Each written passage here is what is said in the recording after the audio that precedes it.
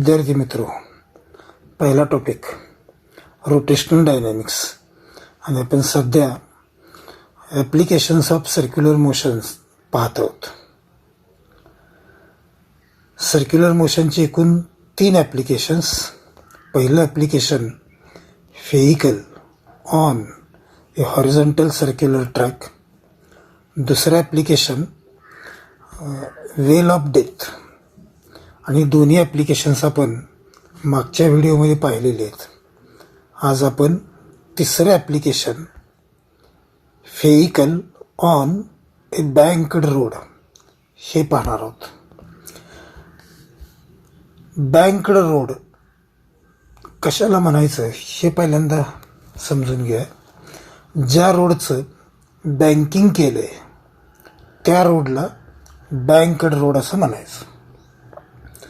आता परत प्रश्न येतो, बँकिंग करायचं रोडचं म्हणजे नेमकं काय करायचं. जर स्ट्रेट रोड असेल, स्ट्रेट रोड, तर त्याचं बँकिंग करत नाहीत. परंतु स्ट्रेट रोड ऐवजी जर कर्व्ड रोड असेल, कर्व्ड रोड,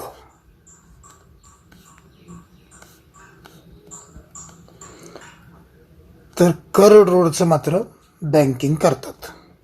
लक्षात घ्या, स्ट्रेट रोडचं बँकिंग करत नाहीत, कर्व्ड रोडचं मात्र बँकिंग करतात. आता कर्व्ड रोडच्या बाबतीत रोडची ही जी एज आहे ती आउटर एज, तर ही जी एज आहे ती इनर एज. जर आउटर एज म्हणजे ही एज इनर एजच्या तुलनेत, म्हणजे या एजच्या तुलनेत जर हायर लेवलला असेल, जर आउटर एज इनर एजच्या तुलनेत रेज केलेली असेल, तिची हाईट वाढवलेली असेल, तर त्या रोडला बँक्ड रोड असं म्हणायचं. आणि ती जी प्रोसेस आहे त्या प्रोसेसला बँकिंग ऑफ रोड्स असं म्हणायचं. Banking of roads. ज्या रोडचं बँकिंग केलं आहे तो बँक्ड रोड. आणि बँकिंग ऑफ रोड ही एक प्रोसेस आहे की ज्या प्रोसेसमध्ये आउटर एज, रोडची आउटर एज ही इनर एजच्या तुलनेत हायर लेवलला असते, किंवा आउटर एज इनर एजच्या तुलनेत रेज केलेली असते. अशा प्रोसेसला बँकिंग ऑफ रोड्स असं म्हणायचं. म्हणून बँकिंग ऑफ रोडचा मिनिंग असा आहे, the process of raising outer edge of road surface over its inner edge is called as banking of road. किंवा अगदी करेक्ट सांगायचं झालं, the process of raising outer age of road surface over it's inner age with suitable angle is called as banking of road. अधिक काळा म्हणून ही figure पहा. या फिगरमध्ये ही जी age आहे ती आउटर एज आहे आणि इनर एज यामध्ये दिसत नाही, परंतु ती इकडे कुठेतरी आहे. आणि फिगरवरून लक्षात येत असेल की इनर एजच्या तुलनेत ही आउटर एज रेज केलेली आहे. त्यामुळे जे व्हेइकल आत्ता पिक्चरमध्ये दिसतंय ते व्हेइकलसुद्धा आपल्याला इन्क्लाइन्ड दिसतंय किंवा तिरकं दिसतंय. आउटर एज जर इनर एजच्या तुलनेत रेज केलेली असेल तर त्या प्रोसेसला बँकिंग ऑफ रोड्स असं म्हणायचं. किंवा ही दुसरी फिगर पहा, ही आउटर एज आहे इकडची, तर इकडली इनर एज आहे. आउटर एज इनर एजच्या तुलनेत एवढी रेज केलेली आहे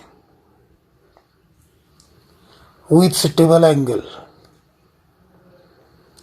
या प्रोसेसला बँकिंग ऑफ रोड्स म्हणायचं. आता परीक्षेला जर या आर्टिकलवरती एखादा क्वेश्चन विचारला तर ह्या दोन्ही फिगर्स काढायच्या नाही आहेत, कारण तेवढा अपेक्षित पण नाही. परंतु ही तिसरी जी फिगर आहे ती मात्र तुम्हाला निश्चितच काढावी लागेल. तर ज्या रोडचं बँकिंग केलं आहे त्याला बँक रोड म्हणायचं. बँकिंग ऑफ रोड ही एक प्रोसेस आहे in which outer age is raised over it's inner age with suitable angle is called as banking of roads. The process of raising outer edge over its inner edge through suitable angle is called as banking of roads. तर meaning the process कोणती, raising outer edge of road over its inner edge through certain angle is called as banking of road. आणि जो angle आहे, ज्या अँगलमधून outer age inner एजच्या तुलनेत raise केलेली आहे त्या अँगलला अँगल ऑफ बँकिंग असं म्हणायचं. So the angle made by road surface with horizontal is called as angle of banking. परत एकदा बघा, the angle made by road surface with horizontal is called as angle of banking. This is road surface and this is horizontal. Angle made by road surface with horizontal is called as angle of banking. So this is the definition of angle of banking. The angle made by road surface with horizontal is called as angle of banking. तर पुढच्या स्लाइडमध्ये आपण जाऊ. आता यानंतर अशा बँकड रोडवरती व्हेकलचं safe speed किती असावं याचं एक्सप्रेशन मिळवायचं आहे. म्हणून आपण 3 पैकी ही एकच फिगर इथे विचारात घेतली की जे आवश्यक आहे. ते एक्सप्रेशन मिळवण्यापूर्वी 11वीतला एक रेफरन्स तुम्हाला लगेच देतो. 11वीमध्ये आपण असं पाहिलं की XY प्लेनमध्ये जर व्हेक्टर ए असेल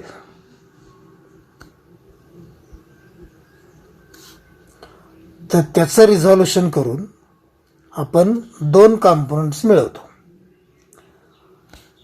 जर व्हेक्टर ए एक्स ॲक्सिसशी थिटा इतका अँगल करत असेल तर एचं प्रोजेक्शन दोन्ही ॲक्सिसवरती घ्यायचं. प्रोजेक्शन म्हणजे सावली.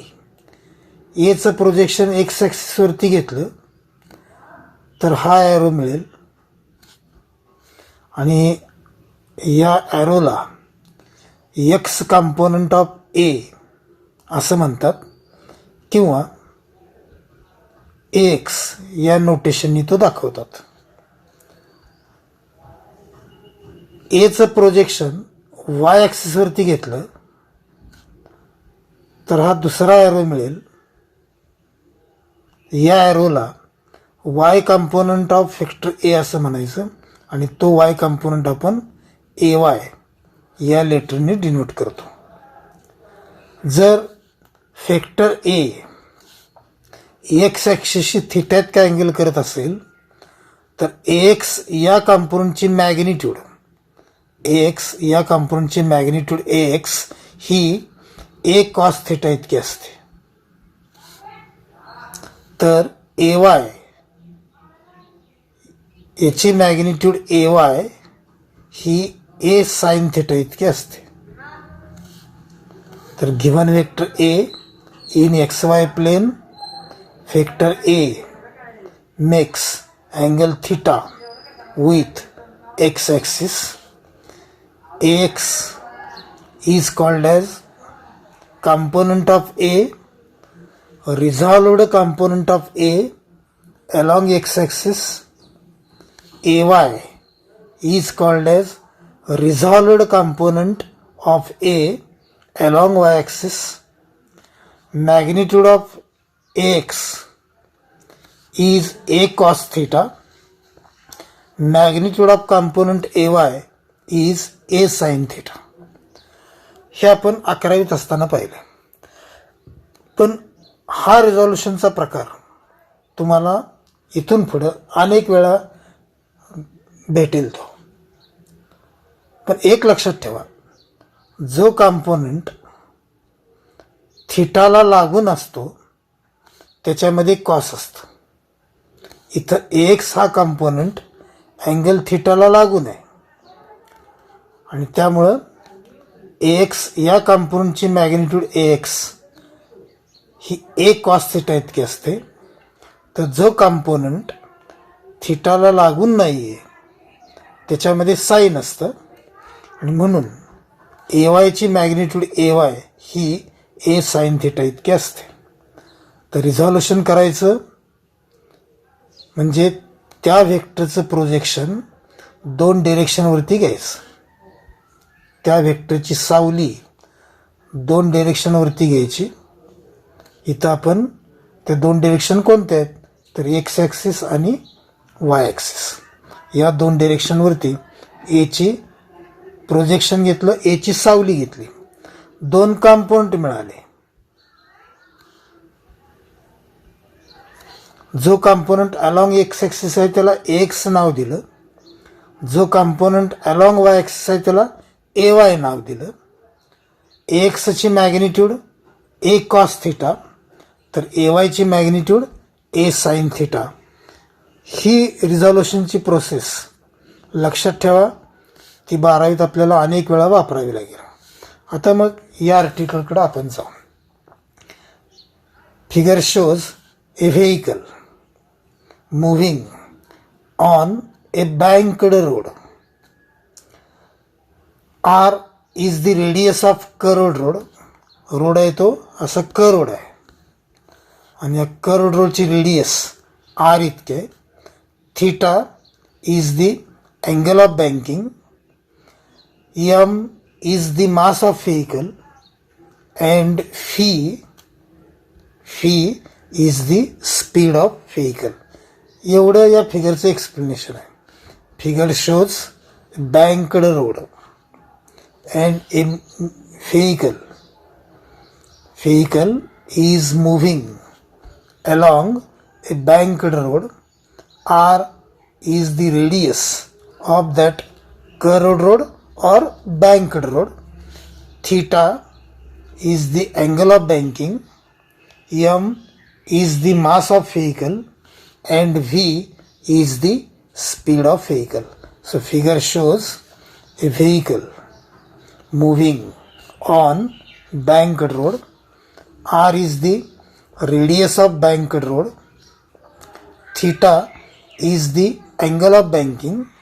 M mass of vehicle and V is speed of vehicle. Now there are 2 forces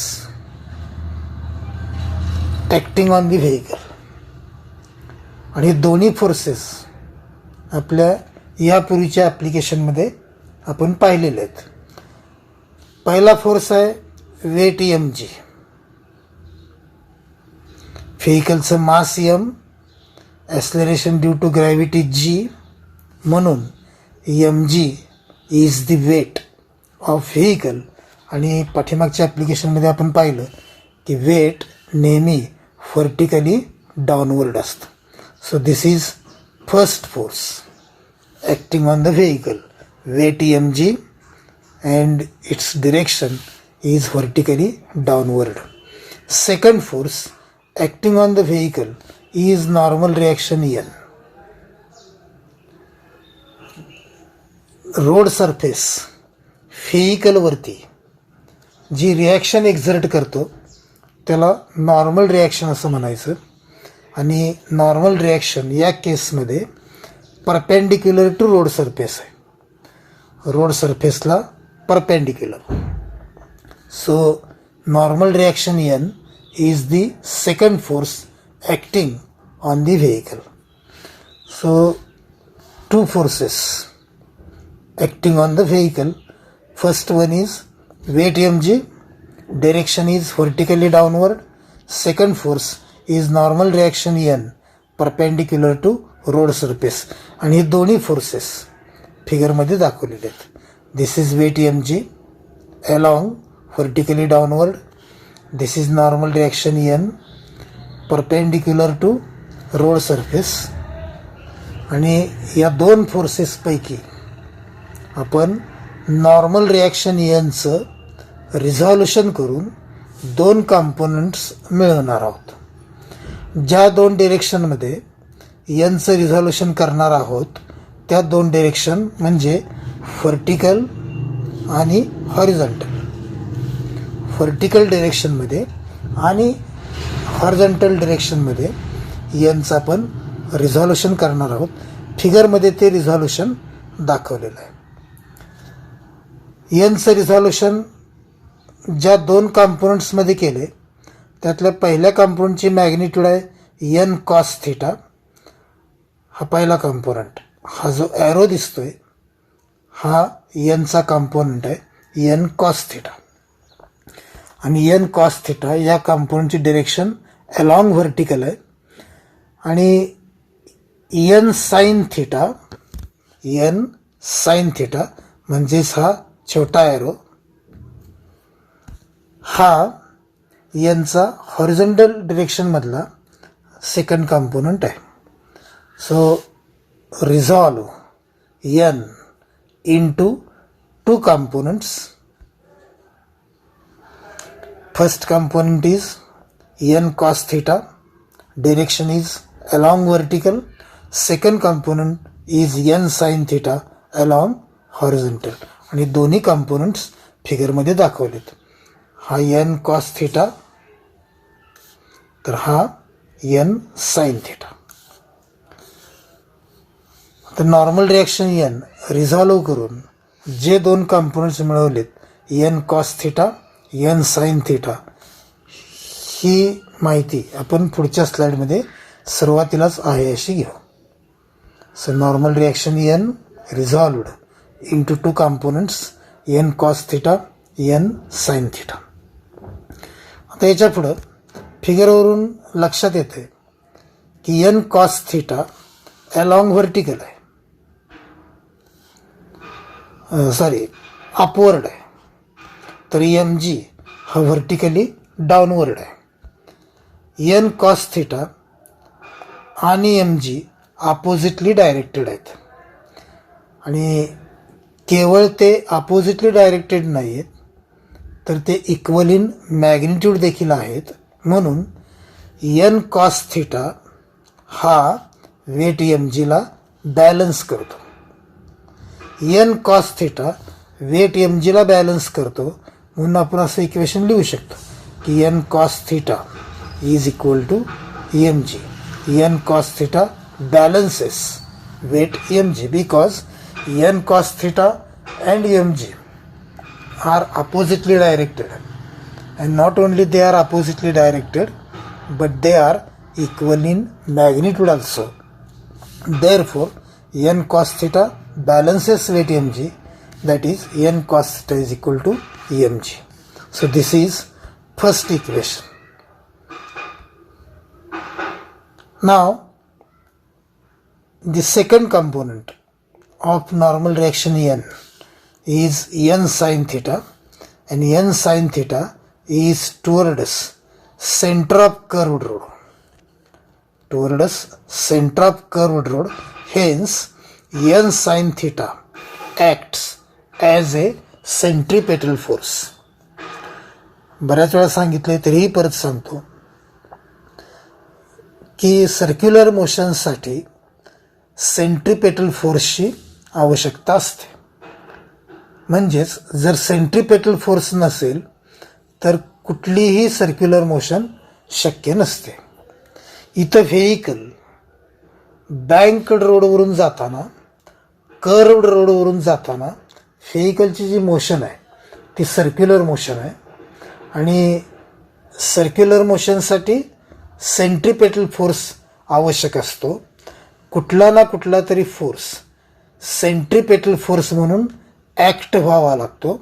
या केसमध्ये एन साइन थिटा हा towards centre of banked road असल्यामुळं एन साइन थिटा हाच सेंट्रिपेटल फोर्स म्हणून ॲक्ट होतो. That is n sine theta acts as a centripetal force. That is n sine theta is equal to centripetal force. आता centripetal force वेगवेगळ्या 3 स्टाईलमध्ये लिहिता येतो. हेही आपण यापूर्वी अनेक वेळा पाहिले. Centripetal force is equal to m V square by r. It is also equal to m r omega square and it is also equal to m v omega. यापैकी कुठलंही एक्सप्रेशन वापरलं तरी चालेल. आपण हे वापरणार आहोत M V square by R.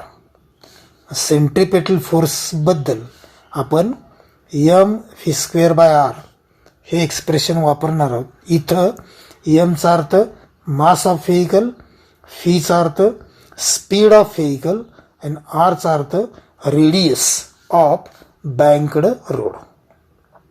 So centripetal force is equal to m v square by r. Therefore, n sin theta is equal to m v square by r. This is equation number 2. आता यानंतर फक्त mathematics आहे. हे दोन्ही equation number 1, equation number 2 आपण पुढच्या स्लाइडमध्ये आहे अशी सुरुवातीला विचारात घेणार आहोत. So this is equation 1 and this is equation 2. इथून पुढे मॅथमॅटिक्स आहे. इक्वेशन 2ला इक्वेशन 1ने डिवाइड करायचं. Equation 2 divided by equation 1 gives, आता बघितलं तरी लक्षात येतं आहे, एल एच एसला N sine theta divided by N cos theta येईल. तर आर एच एसला M V square by R divided by M G असं मिळेल. So equation 2 divided by equation 1 gives n sine theta upon n cos theta is equal to m V square by R divided by M g. एनला N cancel होईल, एमला m cancel होईल. Sine theta by cos theta याच्याबद्दल आपण tan theta लिहू शकतो. So equation 2ला equation 1ने डिवाइड केलं तर आपल्याला tan theta is equal to v square by R g हे इक्वेशन मिळेल. हे इक्वेशन व्ही स्क्वेअरसाठी लिहायचं. Therefore v square is equal to rg tan theta आणि दोन्ही बाजूला स्क्वेअर रूट घेतलं तर v is equal to root rg tan theta and this is most safe speed of vehicle along a banked road. v is equal to root rg tan theta is the most safe speed of vehicle along a banked road. जर vehicle या स्पीडनं म्हणजेच root R G tan theta या स्पीडनं जात असेल तर ते व्हेइकल सेफ असेल, किंवा जर vehicle root R G tan थिटापेक्षा कमी स्पीडनं जात असेल तरीही ते सेफ असेल.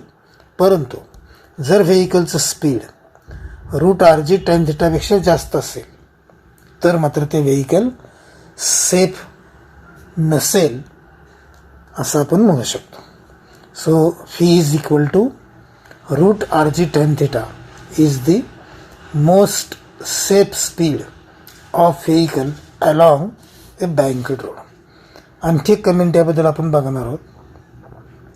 जस्ट मिळवलेलं V is equal to root R G tan theta दोन्ही बाजूला स्क्वेअर घेतला तर V square is equal to R G tan theta असं इक्वेशन मिळेल.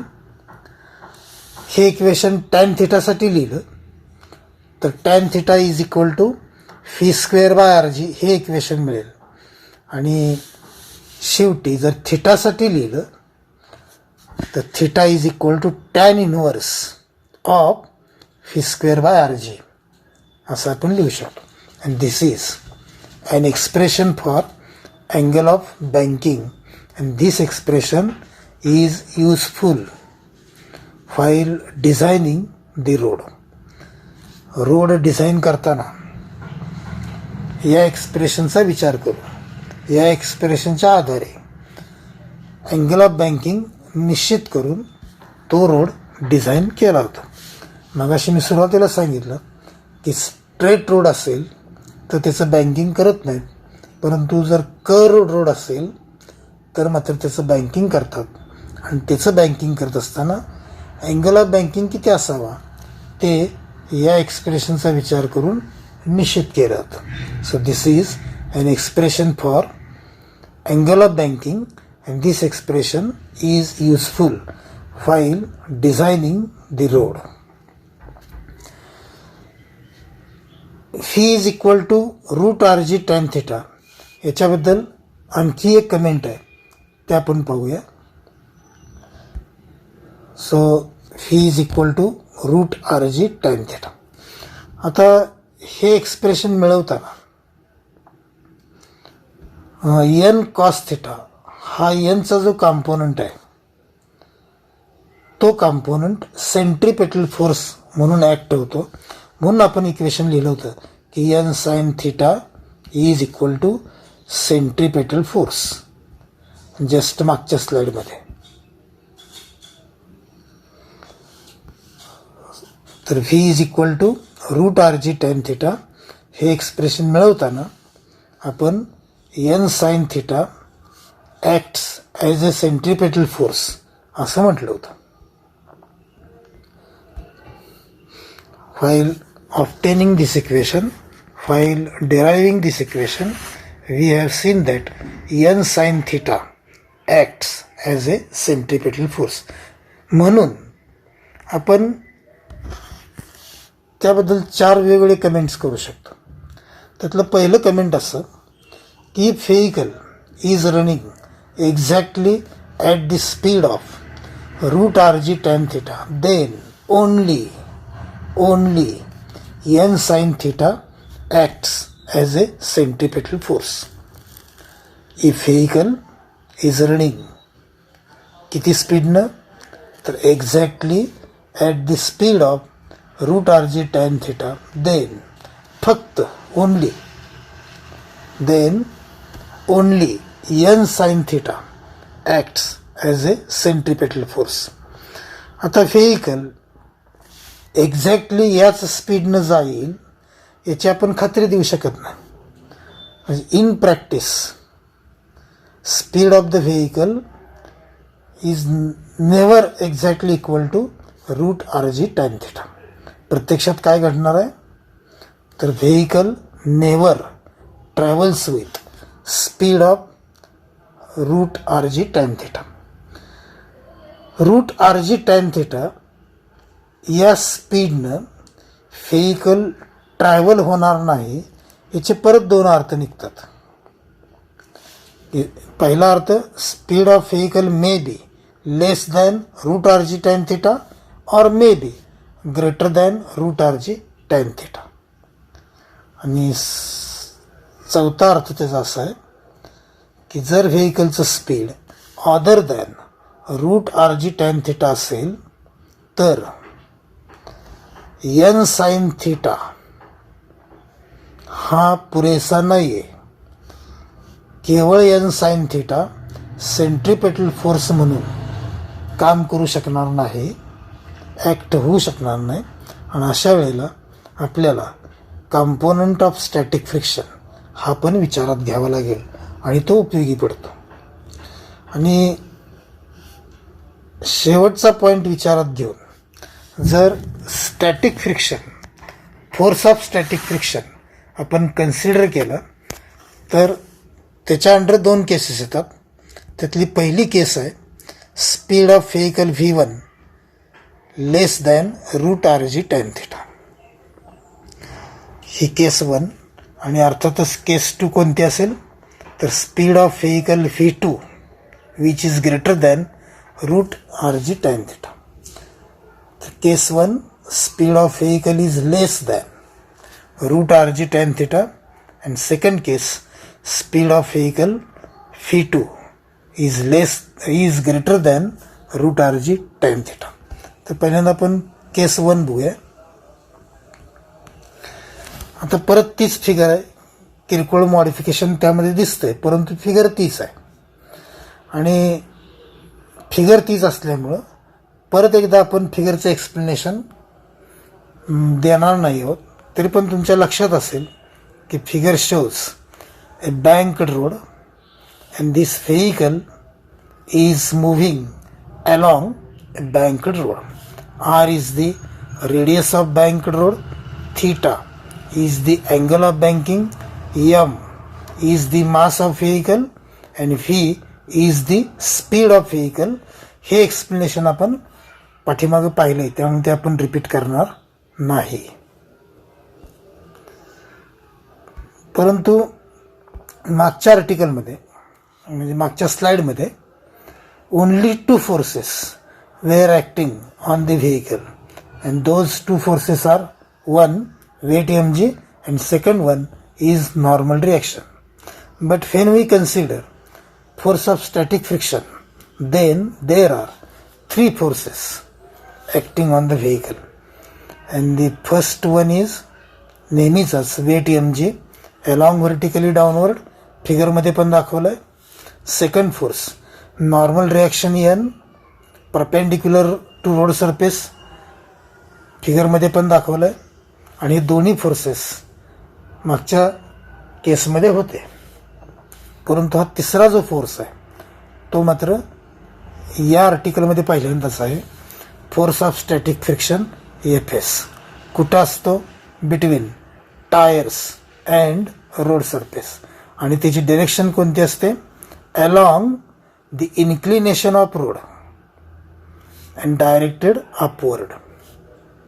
आणि तो इथं फिगरमध्ये इथं दाखवला आहे. हा force of static friction FS कुठं आहे?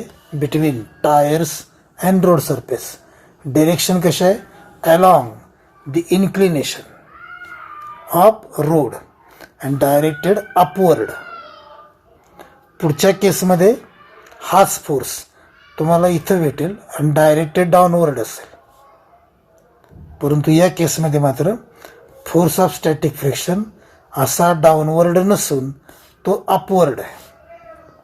So there are 3 forces weight mg vertically downward, n normal reaction n perpendicular to road surface and force of static friction FS along the inclination of road and directed upward. आता मागच्या स्लाइडमध्ये आपण पाहिले की normal reaction nचं resolution करून 2 components मिळवले होते. एक n cos θ आणि दुसरा n sin θ. n cos θ along vertical, n sin θ along horizontal. ते फिगरमध्ये पण दाखवलेत. n cos θ along vertical, n sin θ along horizontal. त्यामुळं ते आपण इथं रिपीट करणार नाही, फक्त ते फिगरमध्ये दाखवलेत. आपण ते इथं डेरिव्हेशनमध्ये रिपीट करणार नाही. परंतु जो नवीन फोर्स आहे force of static friction FS त्याचंही रिझॉल्युशन करून 2 कॉम्पोनंट्स आपण मिळवणार आहोत. ते दोन्ही कॉम्पोनंट्स फिगरमध्ये दाखवलेत. FS हा फोर्स ऑफ स्टॅटिक फ्रिक्शन, त्याचं रिझॉल्युशन करून 2 कॉम्पोनंट्स मिळवलेत. हा पहिला FS cos θ, तर हा दुसरा FS sin θ. त्यापैकी FS cos θ अलॉंग हॉरिझॉन्टल आहे, FS sin θ हा अलॉंग व्हर्टिकल आहे. FS प्रमाणेच एनचं पण रिझॉल्युशन केलं आहे, दोन कॉम्पोनंट्स मिळवलेत, N cos theta N sine theta. पण ते आपण रिपीट करणार नाही, ते मागच्या स्लाईडमध्ये आपण पाहिले. पण इथं नव्यानंच जो फोर्स आला आहे, force of static friction F S, त्याचं जे रिझॉल्युशन केलं आहे आणि दोन कॉम्पोनंट्स मिळवलेत, F S cos theta F S sine theta, याचा उल्लेख मात्र आपण डेरिव्हेशनमध्ये करणार आहोत. So resolve F S into two components. One is F S sine theta along vertical and F S cos theta along horizontal. आता पहिल्या सुरुवातीला आपण असं पाहिलं होतं की N cos theta balances weight एमची. आता तसं म्हणता येणार नाही. आता अपवर्ड डिरेक्शनमध्ये दोन फोर्सेस आहेत, एन कॉस थिटा आणि दुसरा एफ एस साईन थिटा. आणि ही दोघं मिळून एन कॉस थिटा आणि एफ एस साईन थिटा दोघं मिळून एम जीला बॅलन्स करतात. म्हणून आपण असं इक्वेशन लिहू शकतो की m G is equal to n s cos theta plus F S sine theta. परत या लक्षात घ्या, मागच्या स्लाईडमध्ये दोघंच होते, एक एन कॉस थिटा आणि दुसरा एम जी. आणि एन कॉस थिटा हा एम जीला बॅलन्स करत होता, म्हणून आपण इक्वेशन लिहिलं होतं n cos theta is equal to M g. परंतु इथं व्हर्टिकल डिरेक्शनमध्ये दोन कॉम्पोनंट्स आहेत, एक एन कॉस थिटा आणि दुसरा एफ एस साईन थिटा. आणि ही दोघं मिळून एम जीला बॅलन्स करतात. म्हणून फिगरवरून आपण पहिलं इक्वेशन असं लिहू शकतो की m G is equal to N cos theta plus F S sine theta. N cos theta plus F S sine theta balances weight mg, and therefore third equation is mg is equal to n cos theta plus fs sin theta. मागच्या स्लाइडमध्ये n sin theta एकटाच होता आणि n sin theta हा एकटाच force centripetal force म्हणून act होत होता. म्हणून मागच्या स्लाइडमध्ये आपण असं इक्वेशन लिहिलं होतं की n sin theta is equal to centripetal force. पण आता हॉरिझॉन्टल डिरेक्शनमध्ये दोन कॉम्पोनंट आहेत, एक n sin theta आणि दुसरा एफ एस कॉस थिटा. हे दोन्ही कॉम्पोनंट अलॉंग हॉरिझॉन्टल आहेत आणि ही दोघं मिळून सेंट्रिपेटल फोर्स म्हणून ॲक्ट होतात. परंतु हे दोघं अपोजिट आहेत. एन साइन थिटा हा towards centre of curved road, तर एफ एस कॉस थिटा हा away from centre of curved road. आणि दोन्ही अपोजिट असल्यामुळं N sine theta minus F S cos theta मिळून सेंट्रिपेटल फोर्स म्हणून ॲक्ट होतात. N sine theta minus F S cos theta दोघं मिळून सेंट्रिपेटल फोर्स म्हणून ॲक्ट होतात. आणि सेंट्रिपेटल फोर्सबद्दल M V one square by R लिहिलं तर आपल्याला फोर्थ इक्वेशन असं मिळेल, m V one square by R is equal to N sine theta minus F S cos theta. Minus का, तर n sine theta and F S cos theta are oppositely directed, म्हणून minus. आता इथून पुढं mathematics आहे. ही दोन्ही equations आपण पुढच्या स्लाइडमध्ये सुरुवातीला विचारात घेणार आहोत. So equation 3 is M G is equal to N cos theta plus F S sine theta equation 4 is M V one square by R is equal to N sine theta minus F S cos theta. आता इथून पुढे mathematics आहे. Equation 4ला equation 3नी divide करायचं. Equation 4ला equation 3नी divide केलं तर इक्वेशन 4मधल्या ह्या यमला इक्वेशन 3मधला हा यम कॅन्सल होईल आणि एल एच एसला V one square by R G असं मिळेल. तर आर एच एसला N sine theta minus F S cos theta divided by N cos theta plus F S sine theta हे मिळेल. जर इक्वेशन 4ला इक्वेशन 3ने डिवाईड केलं तर एल एच एसला V one square by R G असं मिळेल. तर आर एच एसला हे मिळेल. So equation 4 divide by equation 3 gives V one square by R G is equal to N sine theta minus F S cos theta divided by N cos theta plus F S sine theta. आता इथं जे काय सांगतोय ते नीट लक्षपूर्वक ऐका. Fee वनची किंमत मिनिमम असताना म्हणजेच फी मिनिमम असताना force of static friction F एसची किंमत ही मॅक्झिमम असते. म्हणजेच F S is equal to F S maximum आणि maximum value of F S that is F S maximum is equal to mu S N. परत एकदा ऐका. Speed of vehicle V one याची किंमत मिनिमम असताना force of static फ्रिक्शनची किंमत maximum असते आणि ती म्यू एस एन इतकी असते. इथं म्यू एसचा अर्थ कोइफिशियंट ऑफ स्टॅटिक फ्रिक्शन तर एनचा अर्थ normal reaction.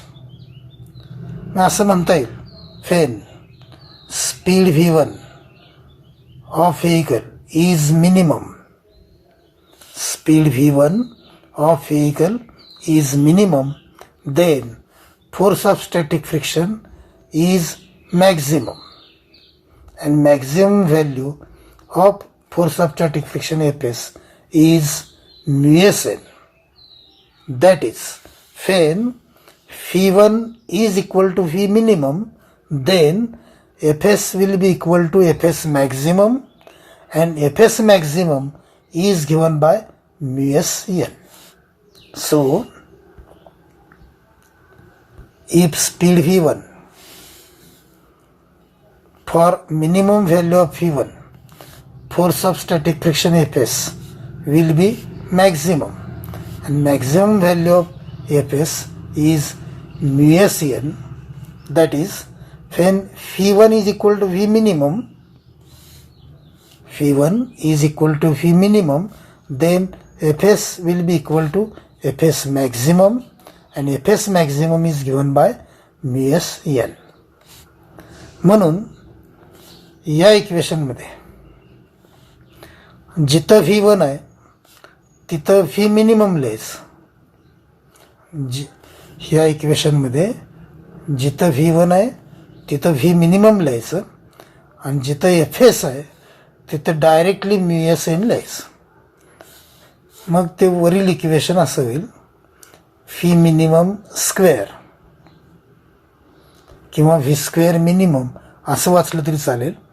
V square minimum by R G is equal to N sine theta minus mu S N cos theta divided by N cos theta plus mu S N sine theta.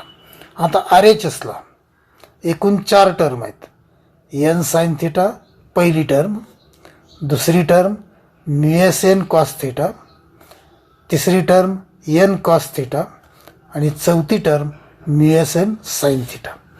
या 4ही टर्मला N cos theta यानं divide करायचं. 4ही टर्म्सला N cos theta यानं divide करायचं.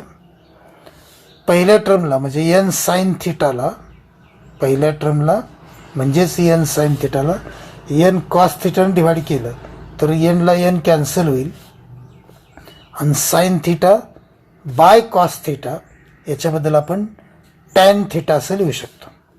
म्हणजे एन साइन थिटा ऐवजी तुम्हाला फक्त टॅन थिटा मिळेल.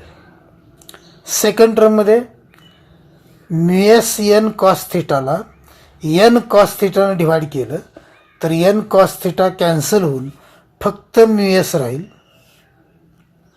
तिसऱ्या टर्ममध्ये एन कॉस थिटाला एन कॉस थिटानं डिवाइड केल्यामुळं इथं 1 राहील.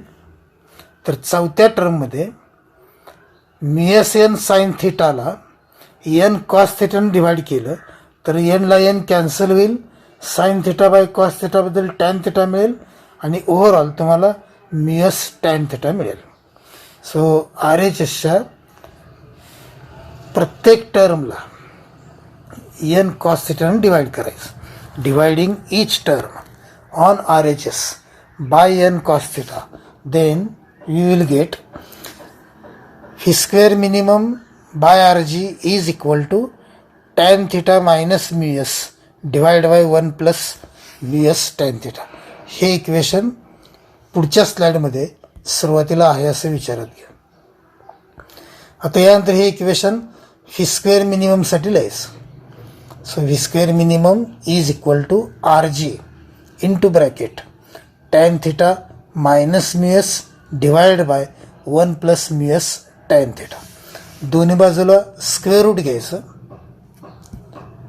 स्क्वेअर रूट घेतलं तर आपल्याला हवा असलेलं एक्सप्रेशन मिळेल.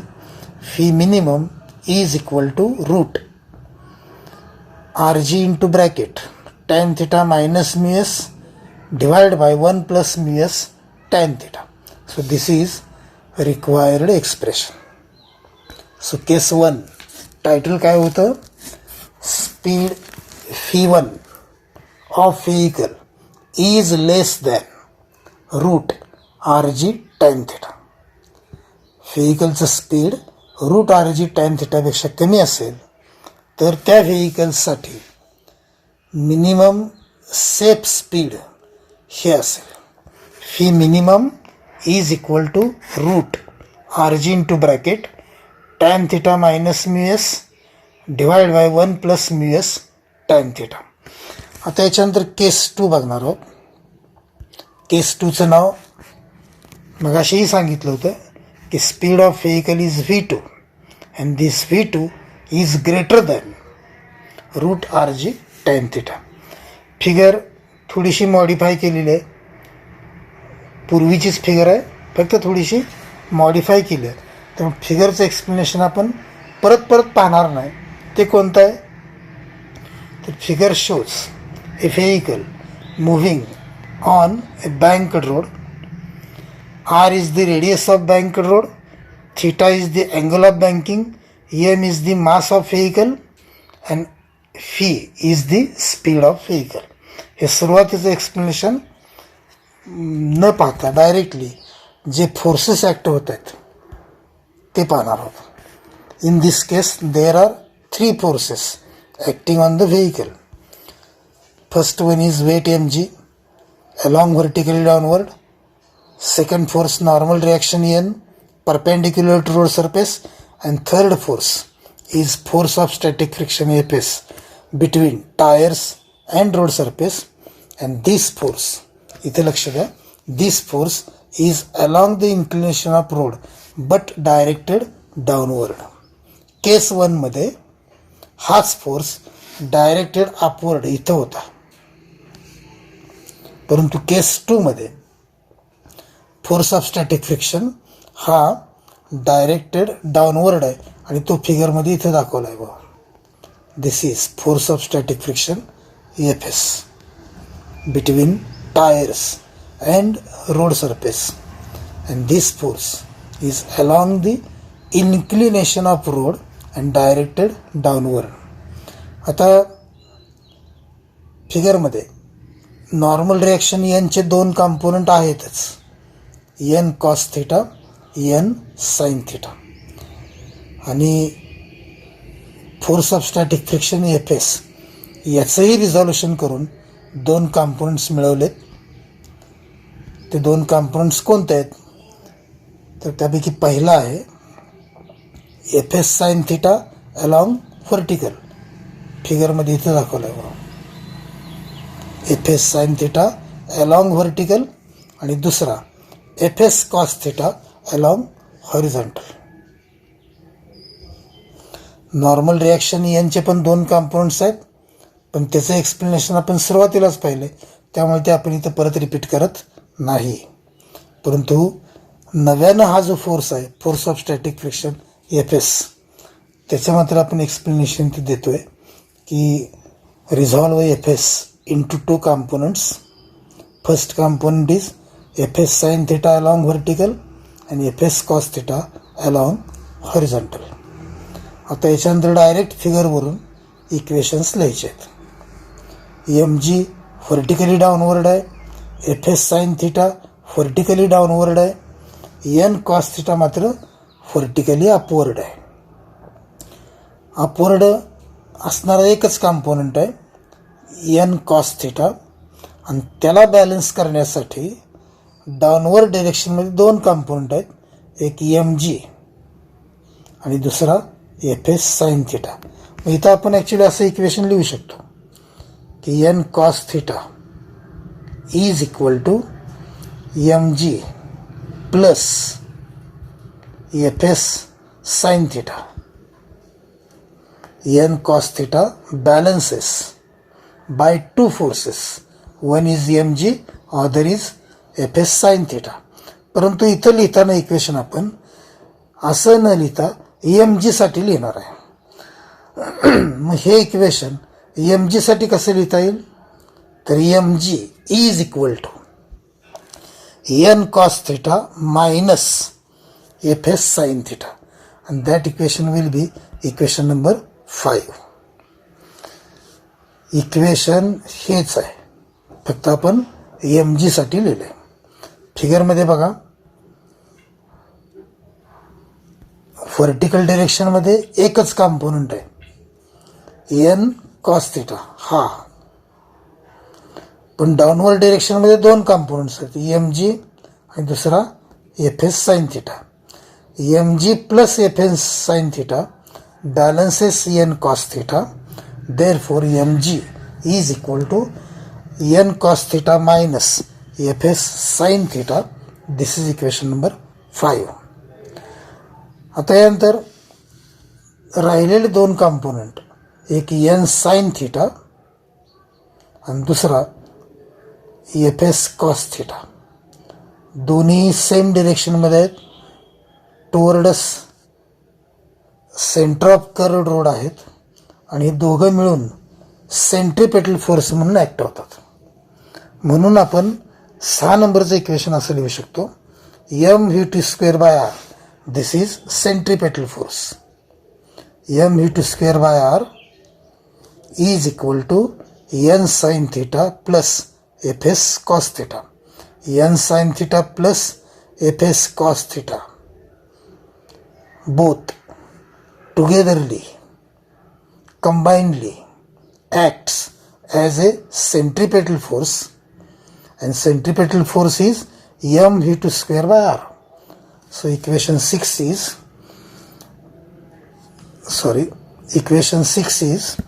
m v2 square by r is equal to n sin theta plus fs cos theta. दोन्ही इक्वेशन्स आपण पुढच्या स्लाइडमध्ये घेत आहोत. यानंतर मॅथमॅटिक्स आहे. इक्वेशन 6ला 5ने डिवाइड करायचं. आता मगाच्या प्रमाणेच आहे, तर फारसं रिपिटेशन न करता आपल्याला हे इक्वेशन मिळेल. Equation 6/5 gives v2 square by R G is equal to n sine theta plus F S cos theta divided by n cos theta minus F S sine theta.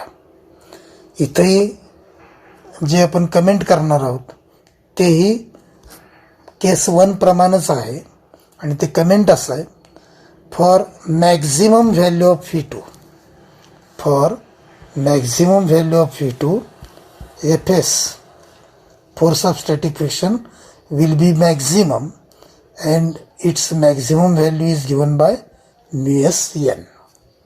म्हणजेच when V2 is equal to phi maximum then Fs will be maximum and its value is given by mu s n.